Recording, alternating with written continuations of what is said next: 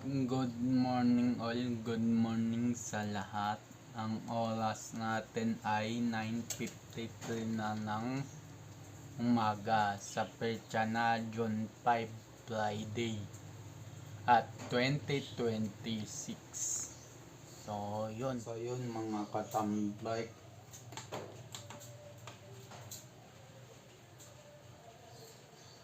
Dami pa yun. Sakto yun sa'yo.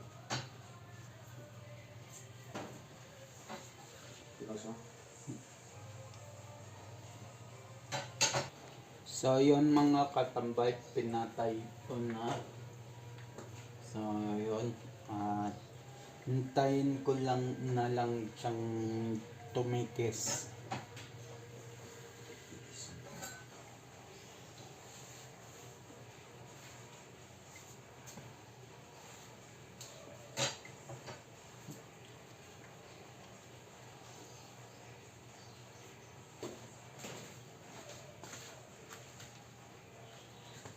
Yung mga nanonood sa'yo. Nakapos ba yan? Hindi. Hindi. Mamaya ako nang sasabihin sa'yo.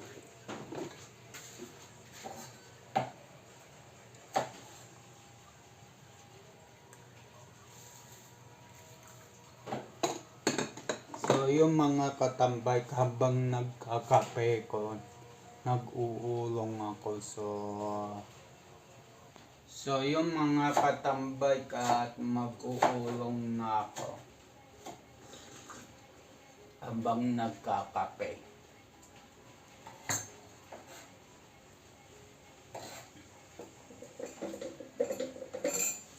Kailangan ko yung lalagyanan ha. Kasuyo na lang ako. Sige. Dahil paglalagyan ko yan ng gagay. Ano pa ito?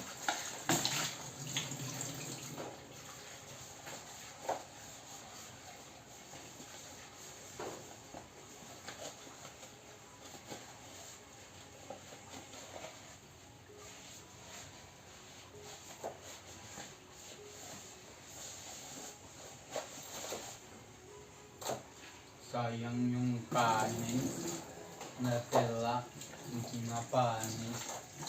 Okay lang.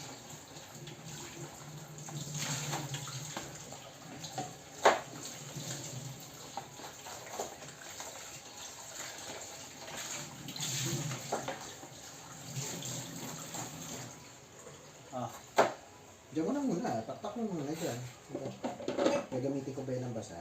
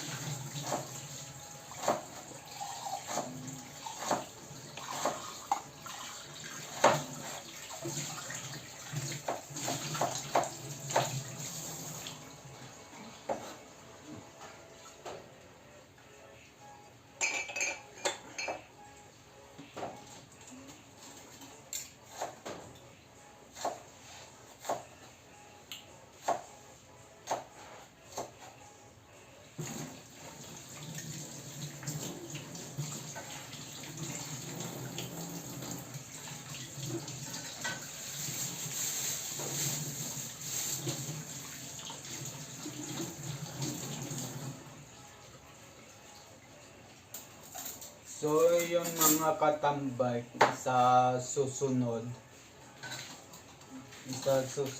magbablog din ako, hindi lang sa YouTube pati nasa TikTok. Kaso okay lang kahit matrabaho yun sa akin, basta mabigyan ko lang kayo ng mapapanood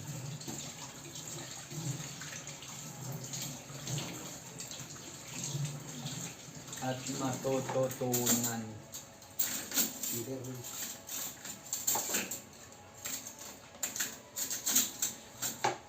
Alam naman natin lahat sa TikTok, pa-horizontal yung ano, yung video dun.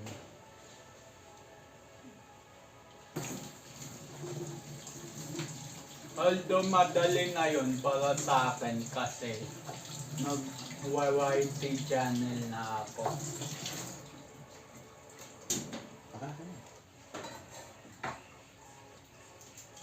So yun, kape break muna.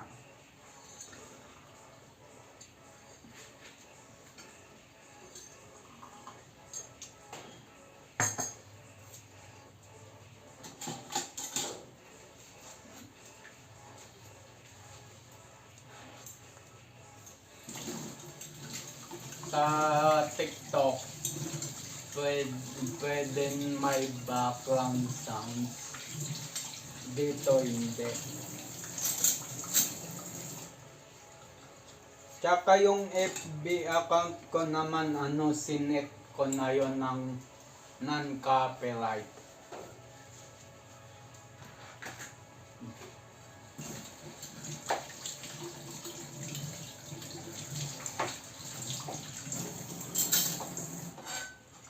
Mga katambay, hindi biro yun yung Grater. Pag-grate.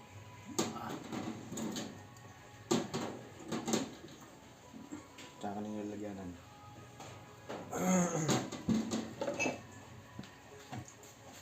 Uy, mga katambay, hindi biro nangyari na yun kay Sir Gavin. Serious yun.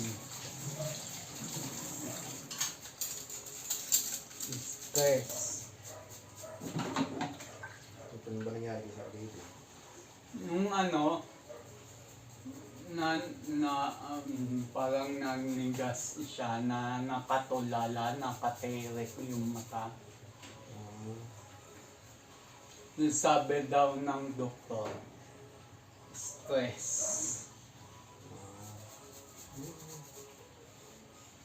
That's life. Welcome to reality. Kasi ang dami ng pinagdaanan sa buhay.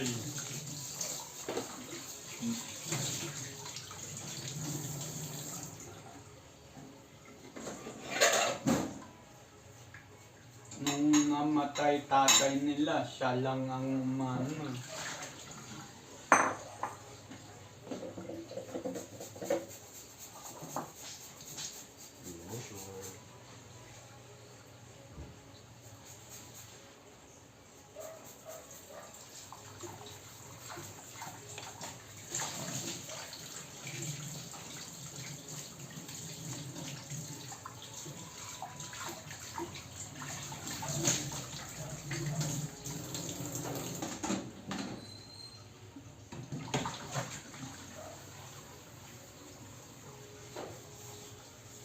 So, yung mga katambay, patapos ko rito mag-ulong, hindi mamaya pa ako magsasain kasi papalambutin ko pa yung mga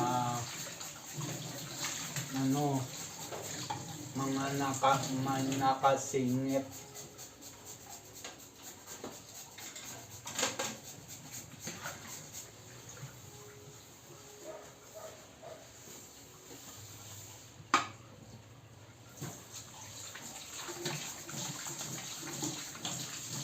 Ay hindi, wag na. Para isang puntahan na lang dito sa likod. Ide-diretso ko na. Tugas. Para Amerika.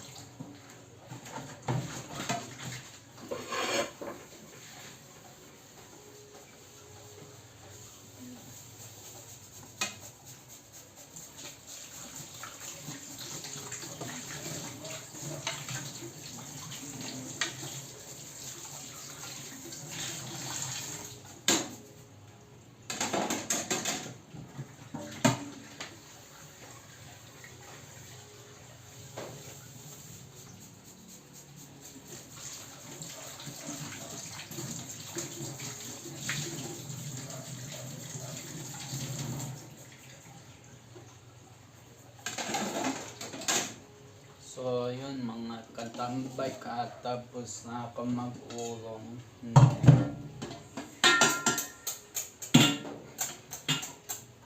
Ito naman, pero bago yun, itong sandok ng kanin muna sa sabunan ko.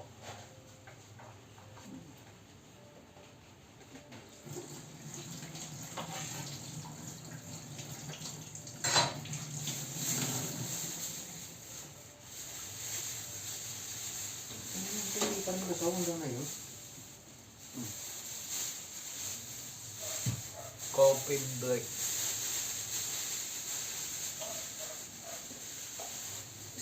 Ano ba gagawin ko sa'yo?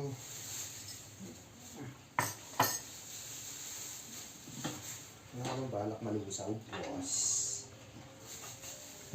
Yung nangyayari niya, kababaran niya ako ng tubig, boss.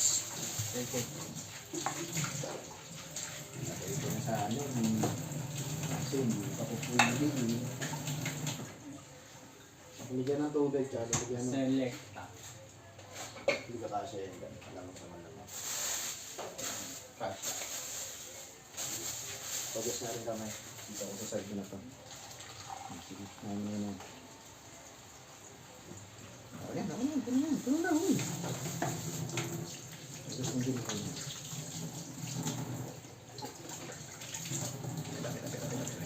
Sandali, mabilisan na. Kapag hindi ka tumabi, hindi ako makakapagbugas na maayos. Ay, hindi naman akong pantinin ka ng kumbalang.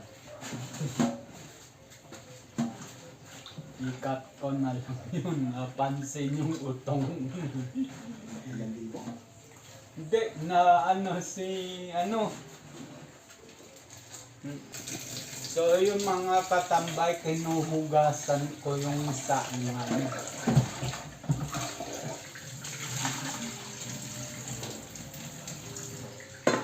So coffee break.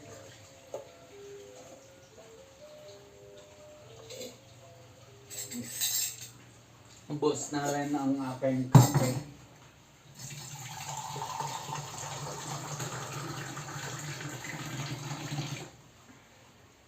So, ayun mga katambay, guys, magsasaing na lang ako. So, ayun.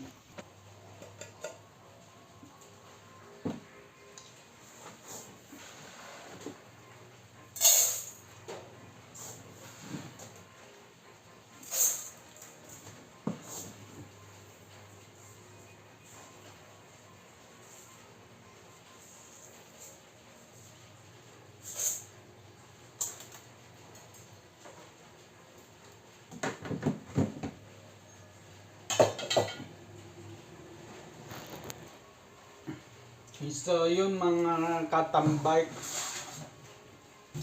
mamaya kwento ko sa inyo kung bakit ganito ko maglakad.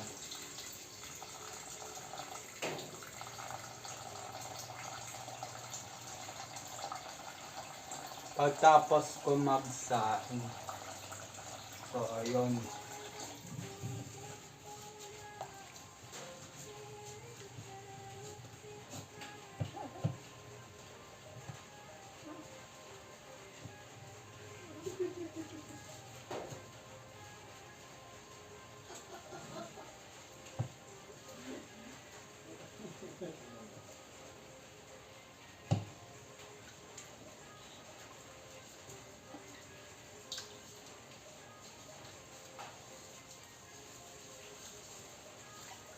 Siguro dito ko na lang ikikwento sa inyo yung sa pwesto ko ng hapagkainan.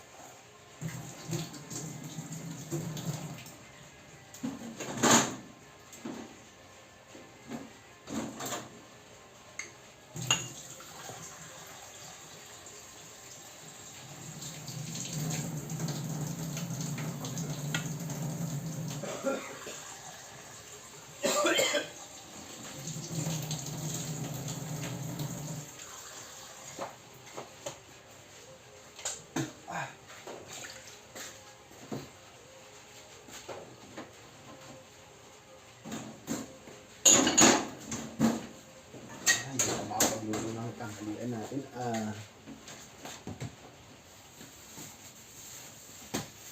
So ayun, mga katambay, lalagyan ko na ng vinegar. So ayun.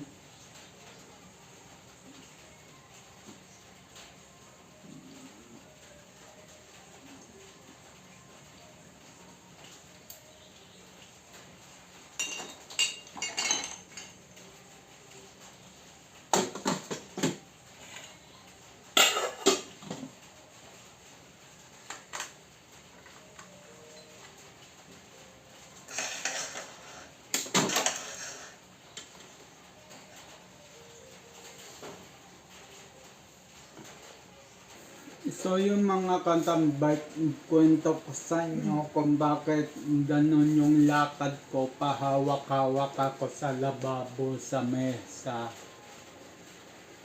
Na ano kasi ko, nag-out kasi ko. Simula nung kumain ako ng isaw,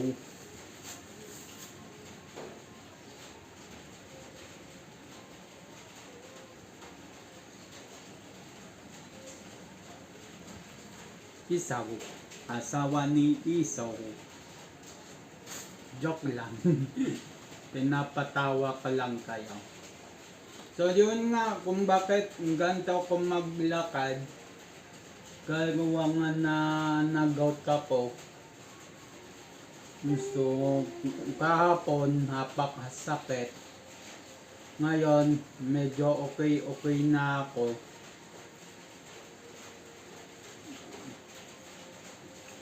So, yun. Medyo okay na ako. Pero ngayon, nahirapan pa rin ako maglakad. So, hindi ko ba mawari kung bakit.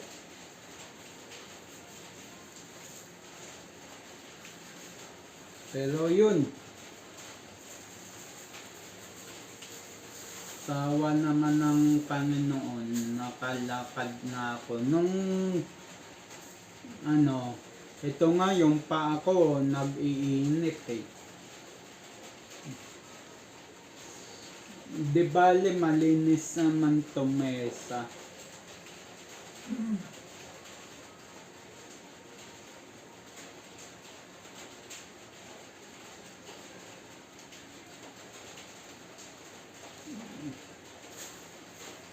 Comment nga kayo mga katambay kung tama tong paghimay ko ng lumpia wrapper. Ito lang kasi natutunan ko sa lola ko. Or mabagal na ba to o ano. Paki-comment na lang mga katambay kung tama to. Kasi ito nakikita ko sa lola ko nung nabubuhay pa lola ko.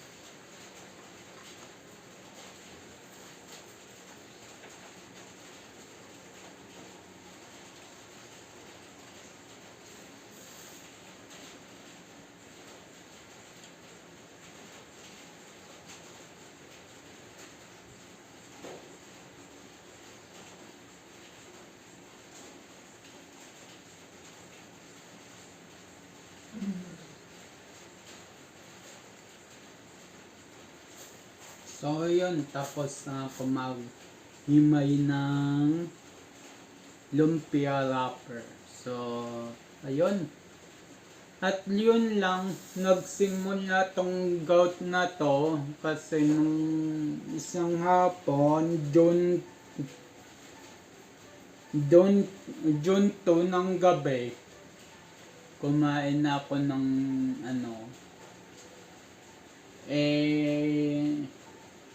akala ko wala na yung gout ko, akala ko hindi na siya, so sulpot. Ako din naman kasi may fault. Hindi ko alam kung sulpot pa ba yung gout ko. Nawala na siya eh. Ilang buwan na eh. Ilang taon na eh. Ay hindi, naka-isang taon na ngayon. So, kampante na ako na wala yung gout. Hindi ko pala alam kasi nag-crave ako sa dugo tsaka isaw. Nag-crave ako dun. So, ayun, kinabukasan ang sakit na ng paa ko. Ang tindi ng sakit kahapon. Ngayon,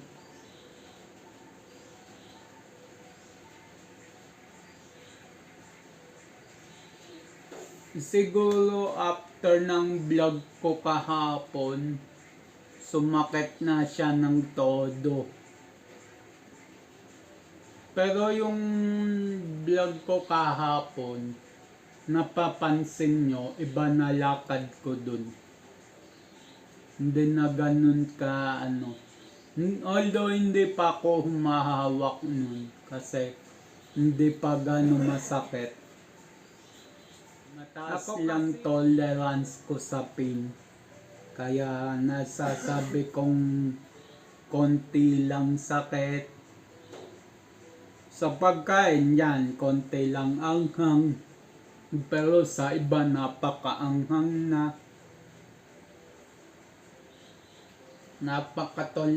Taas ang tolerance ko sa pain. Mataas ang tolerance ko sa sili. So, yun. Ngayon, nung pagkatapos ko mag-vlog, kahapon mag-edit na ako. Nagulat ako, sumakit ng todo. So hanggang gabi na yun, hindi ako makalakad. Kaya natulog ako ng hapon, mga bandang 11:00 sa mga matatanda din at sa mga bata. Pero sa mga adult na kagaya ko, maaga pa ang 11:00 nang magtulog. Kasi ako, natulog din ako ng 4:00, nakatulog ako, nagising ako 7:00. So, yun.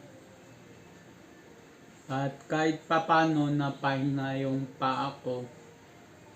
And then, ngayon, kinaumagahan, although makilot pa rin siya, pero hindi na tulad kahapon kagabi na hindi ako makalakad sa sobrang sakit na bala ko na nga magpakuha ng wheelchair nun sa sobrang sakit. Pero tiniis ko para hindi lang ako mag-wheelchair. Kasi pag nag-wheelchair ako, masasanay ako. Kaya hindi ko rin pa napakita sa inyo yung lakad ko kanina. Kung napansin nyo yung mga video clips ko, paputol-putol, papose-pose.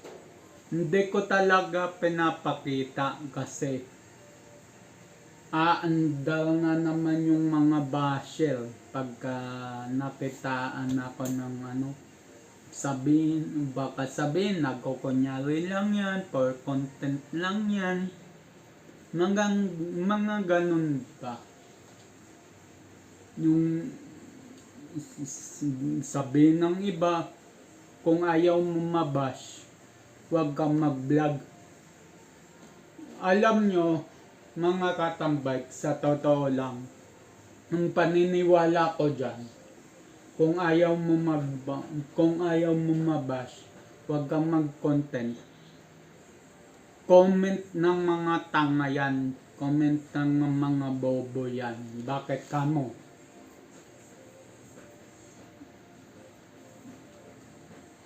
Bakit kamo?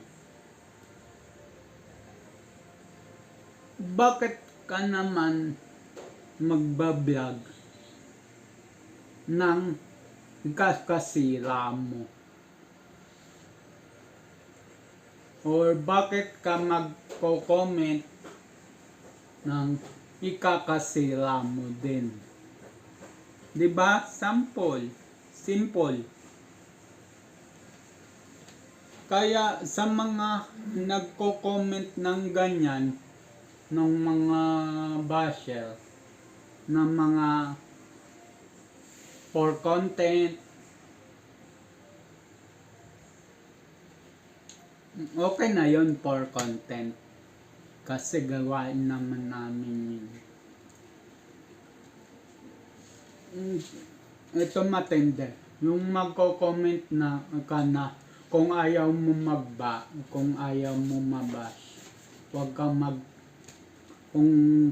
kung ayaw mo mabash, huwag kang mag-content. Ugali ng mga bobotanga yan. So yun ang paniniwala ko.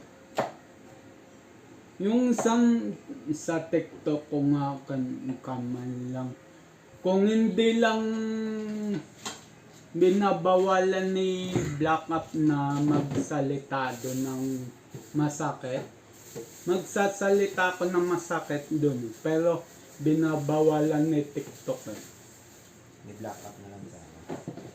Kaya sinasabihan ko ng pabiro ba? Pero sa full from the heart.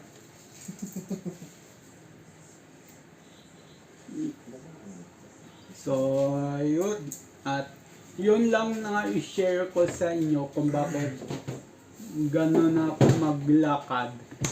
At kung bakit pinuputol-putol ko rin bawat video clip ko. So, ayun.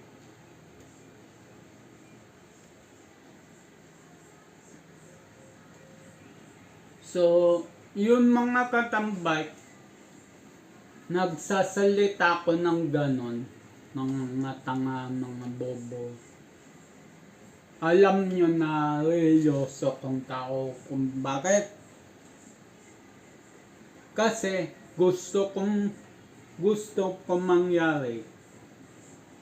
Yung mga nagbabad comment yan, ma-realize nila yung mga mali nila. Kaya ako nagsasalita ng ganon. Hindi naman ako nagsasalita ng ganon para wala lang. Para for the views lang.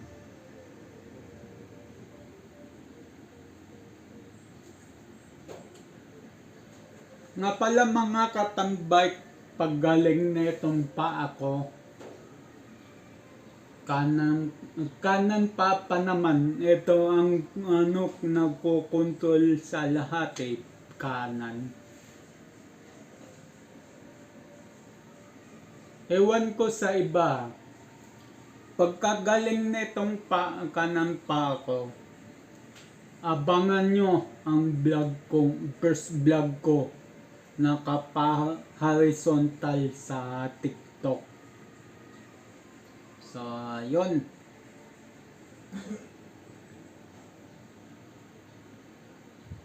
Abangan nyo yan. So, ayun, kumukulo na ang kanin ko. So, ayun.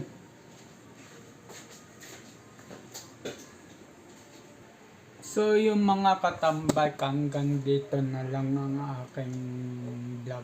So, yun, dito na ako magpapaalam. So, ayun, tapos na ako sa mga gawain ko. So, sa petsa na June 5, 2026 sa oras na 11:20. So, yun. At abang na lang sa next vlog, next upload. Just always keep safe, God bless, and then bye-bye. Matthew 21 verse 22.